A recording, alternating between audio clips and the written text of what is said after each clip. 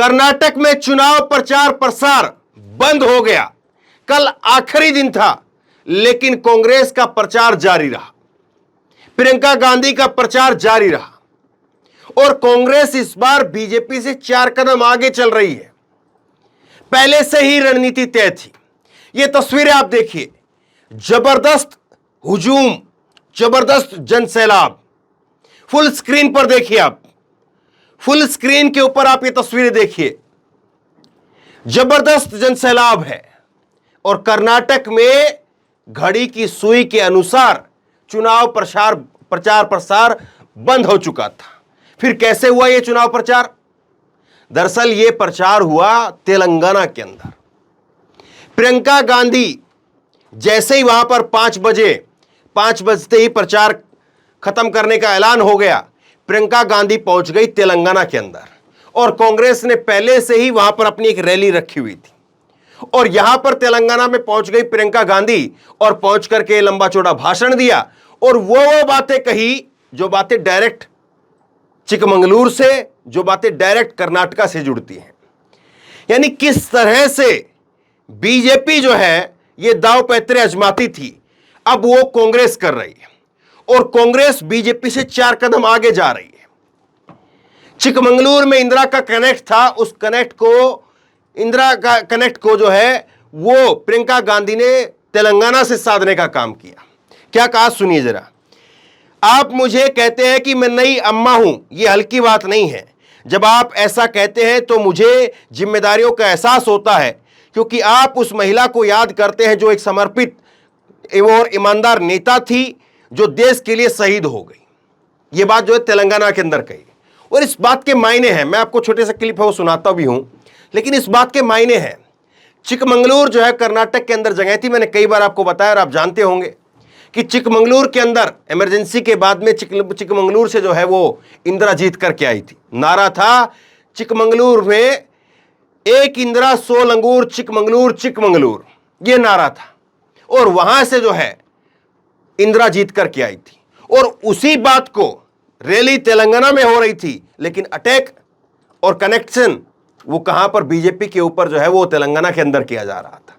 सुनिए जरा एक बार। और ये जो है चीजें कभी बीजेपी के खेमे से होती थी, लेकिन बीजेपी आज उसमें कैसे पीछे है, कांग्रेस उसमें कैसे 4 कदम आगे है और यहीं से जो है जीत और हार के बीच में फासला जो है वो यहीं से तय होता है। सुनिए जरा प्रियंका गांधी को।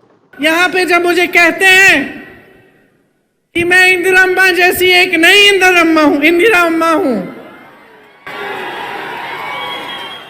ये हल्की बात नहीं है बहनों और भाइयों, ये हल्की बात नहीं है।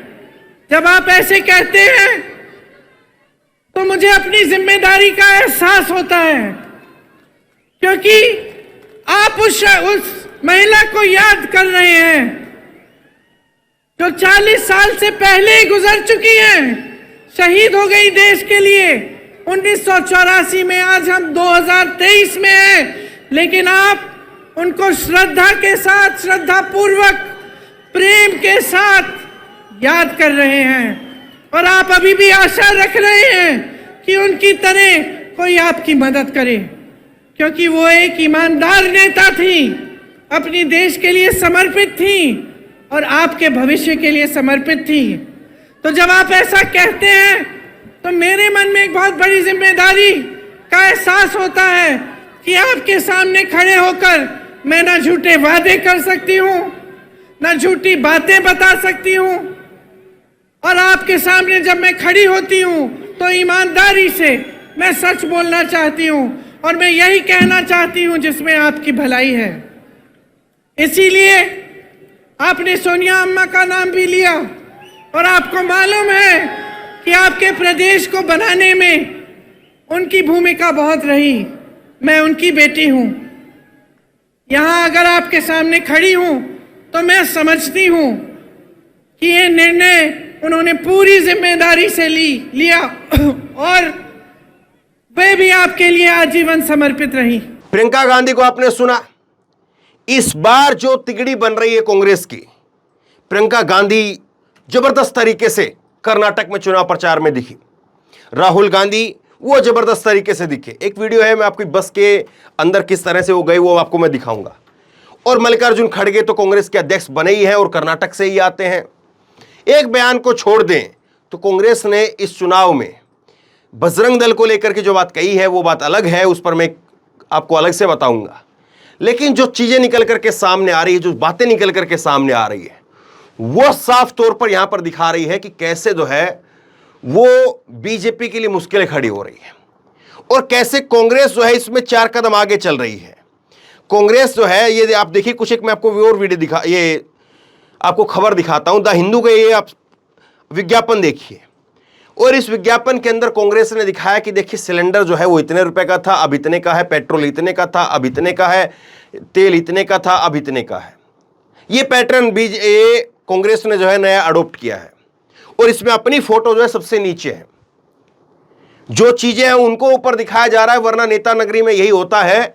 और अगर मोदी जी का ये फोटो होता तो मोदी जी सिलेंडर से बड़े होते। ये सिलेंडर का फोटो सबसे बड़ा है इस पोस्टर के अंदर, इस विज्ञापन के अंदर। लेकिन अगर ये बीजेपी का पोस्टर होता, बीजेपी का विज्ञापन होता, तो सबसे बड़ा जो है वो मोदी जी का फोटो होता, बाद में सिलेंडर और तेल को जगह मिलती। लेकिन यहां पर सिलेंडर को, तेल को, पेट्रोल को, डीजल को, खाने पीने की चीजों को, उनको जगह दी गई है, अपने आप को नीचे कर लिया गया है। तो ये क्या वाकई एक नई कांग्रेस है? क्या ये नई कांग्रेस जो है वो 2024 के लिए नए सिरे से तैयारी कर रही है? और ये चीजें जो हैं, जिस तरह से प्रियंका गांधी ने किया है, कर्नाटक में चुनाव प्रचार खत्म हुआ और उसके बाद में तैयारी जो है वो शुरू की, कहां पर? वो तैयारी शुरू की तेलंगाना के अंदर। और तेलंगाना और कर्नाटक में ज्यादा फर्क आप मत मानिए। यही सारी वीडियो क्लिप जो है वो वहां पर भी चलेंगी, व्हाट्सएप पर और तमाम अलग अलग जगह पर। यही तरीका जो है वो नरेंद्र मोदी अपनाते थे। मैंने कई बार आपको ग्राउंड पर भी खबरें दिखाई है, बिहार के अंदर भी दिखाई और कई सारी जगह पर दिखाई।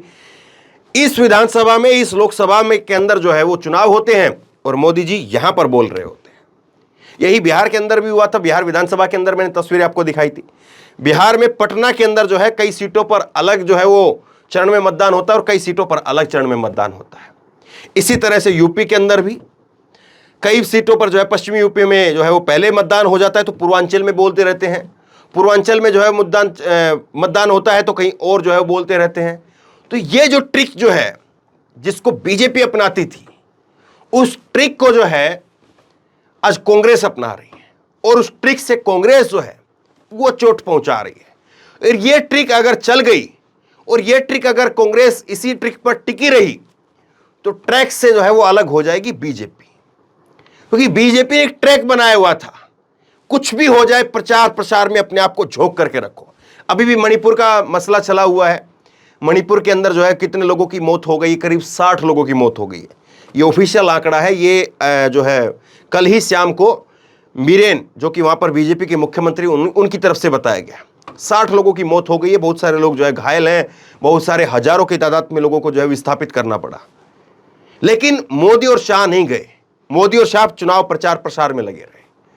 तो ये जो ट्रिक बीजेपी जिस पर चलती थी उस पर आज कांग्रेस चल रही है, उस पर आज प्रियंका गांधी चल रही है। और प्रियंका गांधी अपने आप को जो है कनेक्ट करके दिखा रही है और जो बात को लोग कहते हैं उस बात को कह करके उस बात को कैसे वजन देने का काम कर रही है।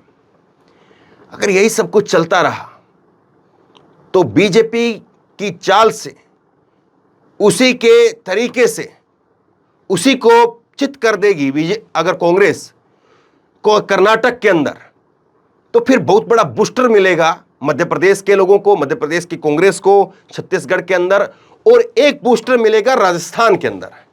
क्योंकि डीके शिव कुमार और सिद्धरमैया ये भी दो अलग अलग राहें थे। कब?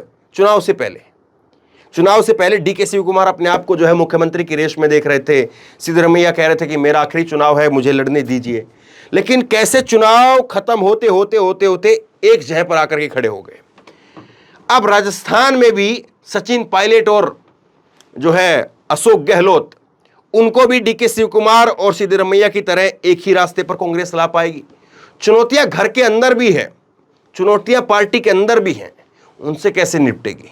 लेकिन जो चीजें जिस तरीके से, जिस दिशा में कांग्रेस दौड़ रही है, तो ऐसा लगता है, और जिस तरह से तमाम लोग बोल रहे हैं, ऐसा लगता है कि इस बार वाकई जो है कांग्रेस सालों बाद लड़ती हुई दिखाई दी। और ये जो लड़ाई है ये जो जुझारूपन जो दिखाया है, जीत के लिए जो बीजेपी दिखाती थी उससे ज्यादा दिखाया है, उससे ज्यादा लगातार कांग्रेस के नेता डटे रहे हैं। तो सब लोग तकरीबन करीब 80% जो है सोशल मीडिया के ऊपर लोग, 80% सर्वे, 80% राजनीतिक विश्लेषक इस बात को मान रहे हैं कि कर्नाटक में कांग्रेस जो है वो तय है। और इसीलिए जब नीचे से हवा, जब लोगों का मिजाज जब नेता को मिलता है तो निश्चित तौर पर नेता भी फिर चार्ज हो जाता है और वो भी फिर जोर शोर से लगता है। तो बहरहाल प्रियंका को आप किस तरह से देख रहे हैं, कांग्रेस का ये रणनीति है, आप इसको कैसे देख रहे हैं कि पहले से ही सब कुछ प्लानिंग तय थी, और क्या ये वाकई जारी रहेगा जब तक वोटिंग नहीं हो जाए और यहीं से जो है वो तीर दागते रहेंगे? क्योंकि होता यही था कि वहां पर चुनाव प्रचार खत्म तो 5 बजे सबने अपना बैग पैक किया और टिकट पहले से बुक रहती थी, सब अपना अपना उड़ करके दिल्ली पहुंच गए। लेकिन तेलंगाना में तो ये रणनीति आप किस तरह से देखते हैं? नीचे कमेंट बॉक्स में अपनी राय लिख करके जरूर बताइए। इस वीडियो को खूब शेयर कीजिए और इसी तरह की तमाम खबरों के लिए ऑनलाइन न्यूज इंडिया को सब्सक्राइब कीजिए। साथ में जो बेल आइकन है घंटी उसको जरूर दबाइए ताकि जैसे कोई खबर अपलोड करें उसकी नोटिफिकेशन सीधे सबसे पहले आपको मिल सके। धन्यवाद। इस खबर को अभी लाइक करें, शेयर करें, अभी चैनल को सब्सक्राइब करें और घंटी जरूर दबाएं।